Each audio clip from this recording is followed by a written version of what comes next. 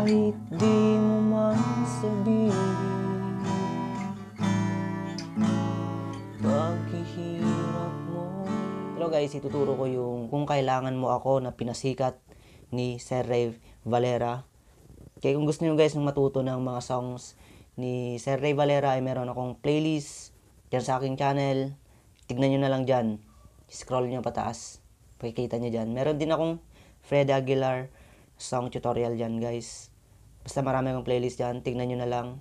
Okay, tuturo natin Kung Kailangan Mo Ako. Napakadaling pag-aralan lang nito. Hindi tayo magpa-plucking. Walang anumang plucking na magaganap. Mag-strum lang tayo. Wala kayong ibang gagawin. Kung hindi kakapisaduhin nyo lang yung mga chords na gagamitin. Okay, medyo marami lang siya pero makukuha nyo naman yan agad. Una, intro muna. Ganito. 2 parts lang yung intro niya. Unang chords ay F. Then C. Tapos ito D minor. Tapos mabilis kang mag-G. Tapos C. Yun yung unang part, ganito.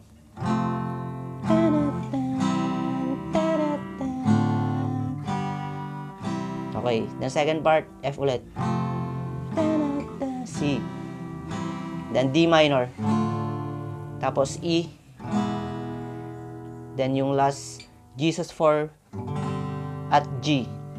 Yan, bago papasok sa verse. Yung Jesus 4 guys, alam nyo naman siguro yan. Di ba ganito yung position ng inyong G para madali nyo lang siyang yun, magpipindot. Maging Jesus 4 yan. Yan. Ganyan yung G. Dagdag nyo lang yung second string doon sa unang fret. Yung hinduturo. Yan. Tapos bibitawan nyo, syempre magiging G yan. Okay, ganun lang yung intro niya. Buuin natin.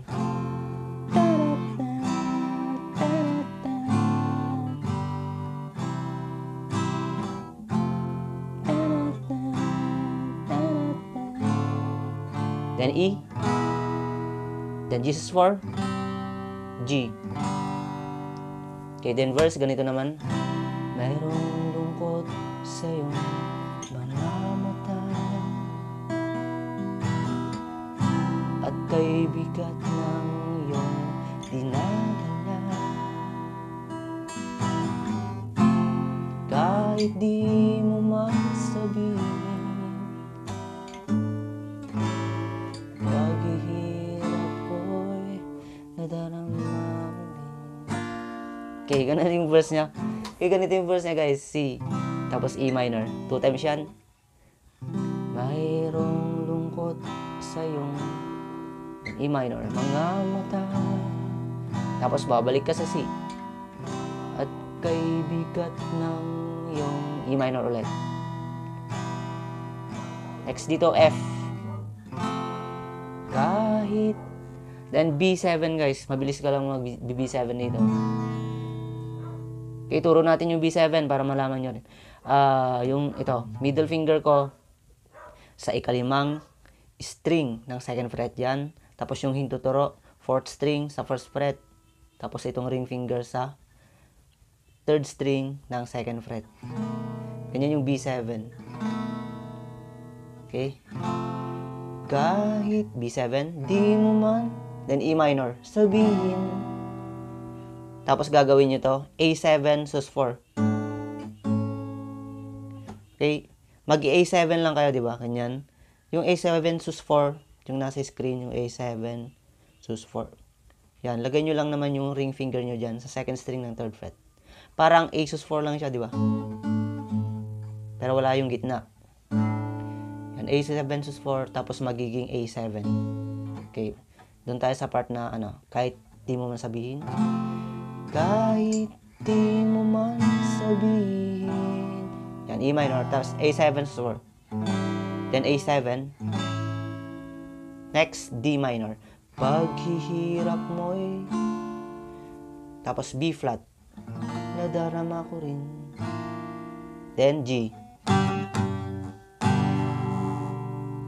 Okay, ulitin natin yung unang part. Unang verse. First verse yun guys. Magkaiba yung first verse at second verse, may nabago lang ng konti. Pero halos pareho lang sila. Mayroong lungkot sa iyong mga... Yung pag-strum ko guys, puro pababa lang lahat. Yan. Mayroong lungkot sa iyong mga mata. Okay, kung gusto niyo di sa A minor. Yan. Kung gusto niyo lang naman, yung kalabitin niyo lang yung first at second string. Mayroong lungkot sa iyong mga mata at kay bigat ng iyong dinadala. Kahit di mo masaluhin paghihirap mo'y nadarama ko eh. Okay, then G. Yan. Tapos, diretso tayo sa second verse niya. Balik sa C ulit. Narito ang mga palad ko hanggang dumamay kung kailangan mo.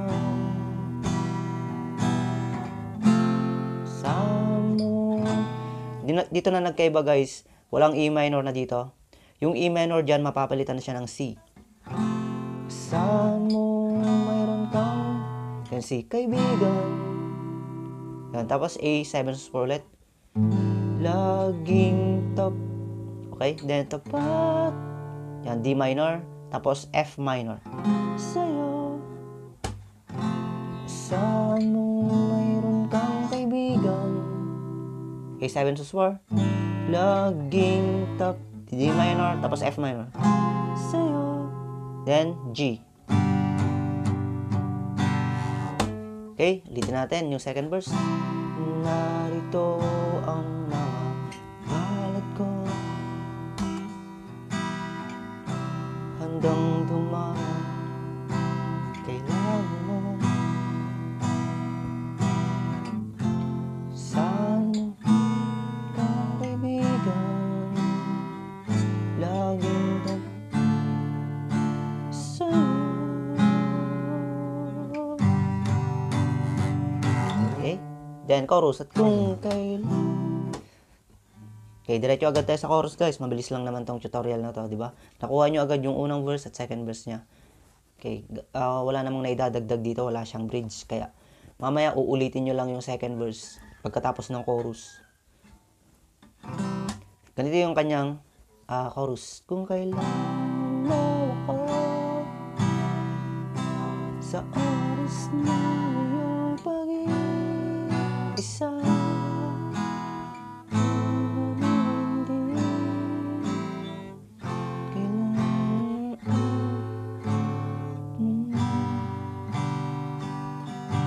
okay, bale, ito guys, C.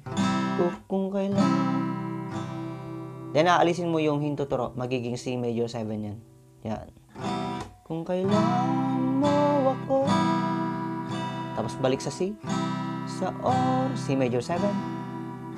Then, B minor. E. Next dito, A minor. Kung then, aalisin mo yung ring finger. Magiging A minor 7. Okay. Kung naninin, A minor 7. Then F, asahan, and D7. Tapos G, darating. Okay, 2 times yan guys. Kung kailan ko sa sandaling ikaw pusong kay tamis, kailang may di kita matitiis. Okay, then, yung sa sandaling kailangan, tatlong chords. Yan, yung nasa baba guys, D minor, F, G. Sa sandaling kailangan, G. Mo ako. Uulitin mo lang yung intro kanina. Yung interlude niya, same lang intro. Mo ako.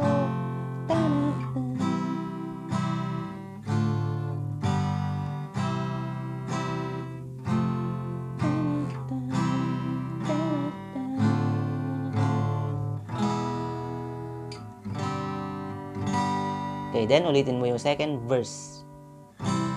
Narito ang mga palad ko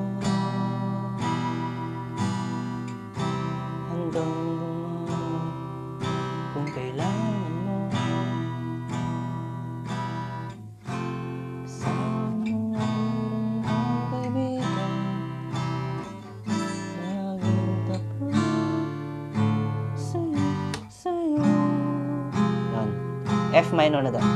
G. Tapos chorus. At kung kailan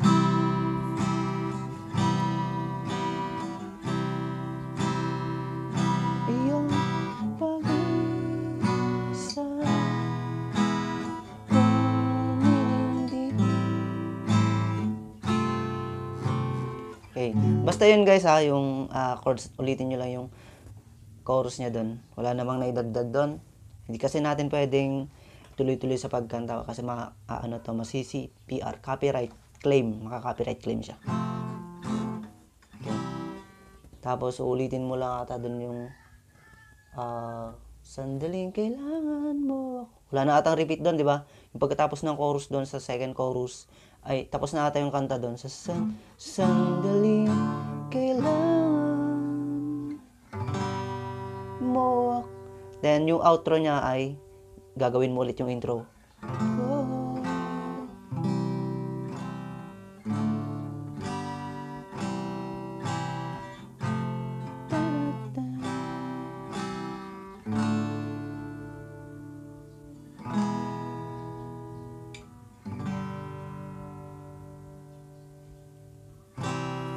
Yan.